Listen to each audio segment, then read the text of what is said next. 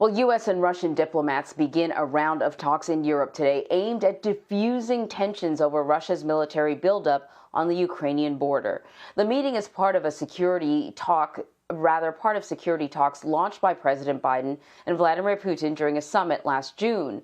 Moscow has demanded a slate of concessions from the U.S. and NATO amid concerns over a possible military intervention in Ukraine. Meanwhile, President Biden will travel to Georgia today, or rather tomorrow, where he's expected to speak about his push for expanding voting rights legislation. So Nancy Cordes is at the White House with more on all of this for us. Nancy, thank you so much for joining us.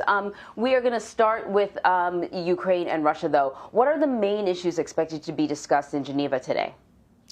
Well, the big issue on the table is Ukraine and the fact that Russia has some 100,000 troops amassed along the border with Ukraine, and there are grave concerns both inside Ukraine and among Ukrainian allies, of which the U.S. is one, that the Russians could invade at any time, especially now that the ground there is close to freezing over. Russia says it has its own security concerns. That's the reason that it has amassed along the border. It's very concerned that it is becoming more and more surrounded by NATO allies with every passing year. Russia wants to maintain the, quote, sphere of influence that it once had back in the days of the Soviet Union. You see these former Soviet territories like Ukraine begin to peel away and look to the West, and that has Russia and the Russian President Vladimir Putin very worried. And so those are the types of things that are being discussed right now.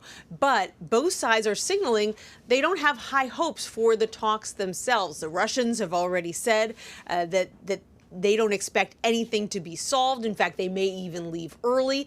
The Americans say that that's a bunch of posturing and that Russians always say that kind of thing going into talks. But U.S. officials as well have said that anything that they discuss in these talks is going to have to be then taken back to NATO, taken back to U.S. officials here to be discussed before they make any firm commitments.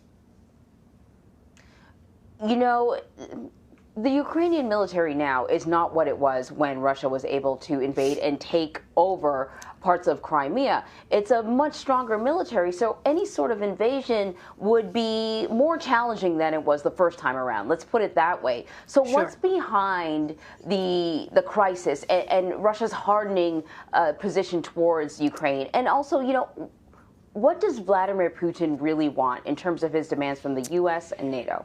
So U.S. officials see this Russian action essentially as an attempt to gain leverage over Ukraine, over the West, over NATO, over the U.S., to try to force them to do a bunch of things that they wouldn't do otherwise. First and foremost, they don't want Ukraine joining the NATO alliance, which is something that Ukraine desperately wants. The U.S. has already said, look, we are not negotiating over that point. Russia doesn't get to dictate who other countries ally themselves with, and nobody's going to stop Ukraine from becoming part of the NATO alliance if NATO decides to let Ukraine in. What Russia also wants is for to see U.S. troop reductions and missile reductions in NATO countries that border Russia. And on that front, the U.S. has said that they may be willing to negotiate when it comes to missile systems. They argue it was actually the Russians who violated a missile treaty with the U.S., and they're willing to talk once again about pulling back some of those missile systems. What U.S. officials tell us they are not willing to negotiate is over how many U.S. troops they put in countries that are allied with the U.S., even if Russia doesn't like it. They say that it is the U.S. prerogative. And while President Biden has said he doesn't want to put more troops into Ukraine, at the same time, U.S. officials are also warning that all bets are off if Vladimir Putin does, in fact, invade. The bottom line here, Anne-Marie, is that U.S. officials believe that Vladimir Putin is living in the past. He wants Russia to have the same kind of power over all of the former Soviet Union that Russia had 30 years ago. They said that's not realistic. The Russians say what isn't realistic is that the West, and the U.S. in particular, don't understand Russian security concerns. And you can see, therefore, why the bar is so high for progress in these talks in Geneva and then later in Brussels. There is concern that Russia is going to walk away from these talks and basically say, well, it didn't work out. We tried the diplomatic route, and so now we're going to invade. They're worried that Russia will use these talks as a predicate to invade Ukraine. So things are very delicate right now. Yeah. In the past, the U.S., when Ukraine has asked for help, the U.S. has promised to bolster its defensive capabilities. At this point, President Biden has made it clear that he has no intention of actually sending troops to Ukraine. So how might this administration respond to Putin's demands or respond to a Russian invasion? So what they are warning, and what they have been warning in conjunction with other NATO allies, is that if Russia were to invade, the economic consequences would be severe, that they would levy new sanctions, even more dramatic than sanctions that have been imposed upon Russia in the past. They haven't outlined exactly what those sanctions would look like. Based on our reporting, we know that it would likely interfere with the ability of Russian banks to do business with the West, for example. But that's one of the few arrows that they have in their quiver right now.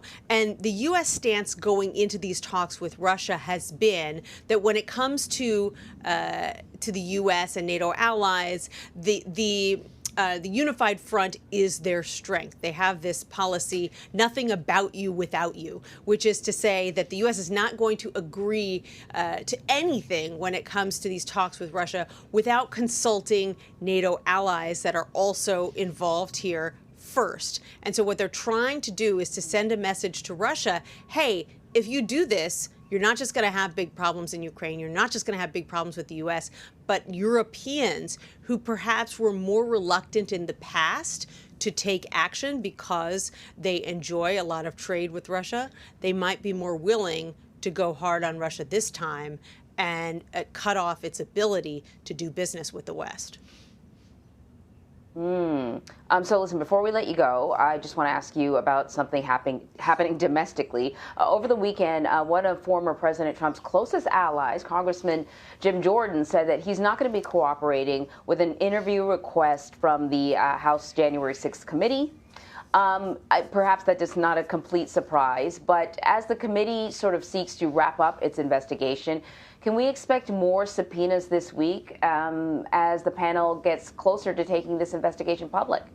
Sure, and this committee has shown that it is not afraid to attempt to hold certain individuals in contempt of Congress if they don't participate with the committee and abide by committee requests. In this case, obviously, it's a little complicated because the person who they would potentially hold in contempt is a member of Congress itself. And that's something that's highly unusual, but they are looking to compel people to talk. And they're interested in Jim Jordan in particular because based on the evidence they've already gathered, he appears to be one of the people who spoke to the president the most on January 6th, either by text or by phone call. He himself has acknowledged that he did speak to the president, not at first, but once reporting made it clear that he had, he said, yes, okay, I did talk to the president. And so they want to know what those conversations were like. Did he urge the president to take action, to send in the National Guard? Did the president say why he wasn't going to do that right away, why it took several hours to make that happen? So Jim Jordan is a pivotal figure here, and you can expect the committee to do whatever it can to try to compel him to come forward and tell him what he knows. Nancy Cordes, thank you very much. You're welcome.